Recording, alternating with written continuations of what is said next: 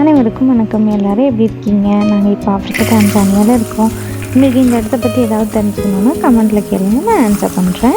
நாம் இன்றைக்கி பார்க்க போகிற ரெசிபி மோர் குழம்பு. அதுக்கு முதல்ல வெள்ளரிக்காயை க்யூபாக கட் பண்ணி பாத்திரத்தில் ஆட் பண்ணி தேவையான அளவு தண்ணி, உப்பு, மஞ்சள் தூள் போட்டு லிட் வச்சு வேக விட்டுறலாம். இது ஒரு 10 நிமிஷம் வெந்து வரட்டும்.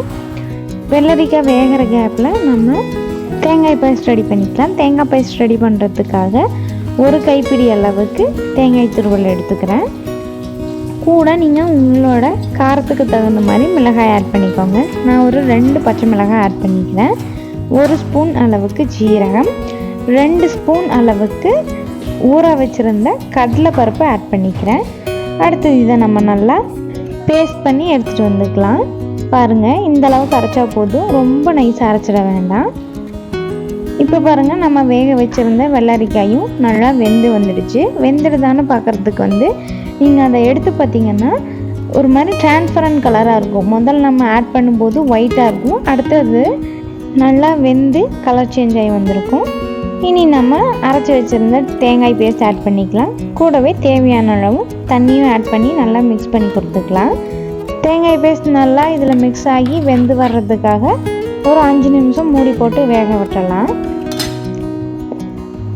5 நிமிஷம் கழித்து பார்க்கும்போது பாருங்கள், நல்லா கொதித்து வந்திருக்கு. தேங்காயும் நல்லா வெந்து வந்திருக்கு.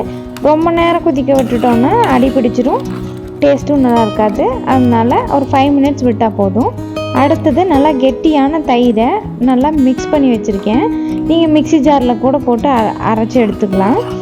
அந்த தயிரை நம்ம இதுக்குள்ளே ஆட் பண்ணிக்கலாம். ஆட் பண்ணிவிட்டு நல்லா மிக்ஸ் பண்ணி கொடுத்துக்கலாம். இது லைட்டாக ஹீட் ஆனால் போதும். எனக்கு உப்பு கொஞ்சம் பத்தாத மாதிரி இருந்தது, அதனால் நான் ஆட் பண்ணிக்கிட்டேன். நல்லா மிக்ஸ் பண்ணி கொடுத்துட்டு லைட்டாக ஹீட் ஆனதும் ஸ்டவ் ஆஃப் பண்ணலாம். கொதிச்சிடுச்சுன்னா தயிர் திரிஞ்சிரும், அதனால் பார்த்து. அடுத்தது நம்ம இதை தாளித்து கொடுத்துக்கலாம்.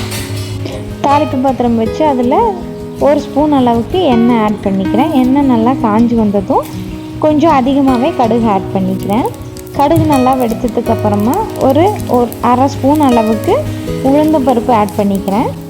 கூடவே கருவேப்பிலையும் ஆட் பண்ணி நல்லா மிக்ஸ் பண்ணி கொடுத்துக்கலாம்.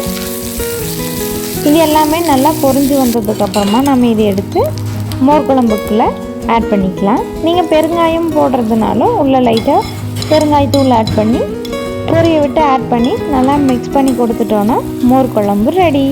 இது சாப்பிட்றதுக்கு அவ்வளோ டேஸ்டியாக இருந்தது. நீங்களும் இதே மாதிரி ட்ரை பண்ணி பார்த்துட்டு எப்படி இருந்ததுன்னு கமெண்ட்டில் சொல்லுங்கள். வீடியோ பிடிச்சிருந்ததுன்னா லைக் பண்ணிக்கோங்க. இது மாதிரி இன்னும் வீடியோஸ்க்கு சேனலை சப்ஸ்கிரைப் பண்ணிக்கோங்க. தேங்க்ஸ் ஃபார் வாட்சிங்.